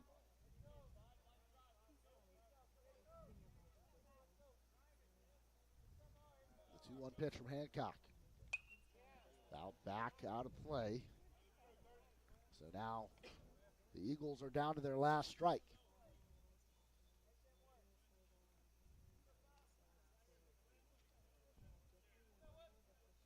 Hancock winds and delivers. This is high there, so the count goes full. The Chattahoochee Valley defense started to come off the field. I think they thought that was game over. Dinges lives to see another pitch, so the count is full. 2 outs here in the bottom of the 7th. Payoff pitch. Chopped and goes foul as the catcher picks it up in foul territory, and he's going off the field again. They thought it was game over. But Dinges lives to see another pitch. Again, there you go. There's the catcher trying to sell it there, William. So that one was fair. What are you talking about? I made the tag. The team walking off the field twice in a row, that's got to be a jinx, right? Maybe. Let's hope so.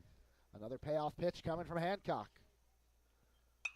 And Dinges sends this one high into center field. Lee over to make it, and that will end this ball game. Chattahoochee Valley evening up the series at 1 apiece with a 6-4 victory over the Eagles. It'll be Wesley Hancock with the victory with 3 shutout innings in relief. Does well to keep the Eagles off the board and lock up the victory for the Pirates. So we've got one more game today. Like I said, we'll be back in about 30 minutes for the start of game 2. For William Haynes, I'm Brett Rutherford, and this was another edition of TCC Baseball Live on TCCEagles.com.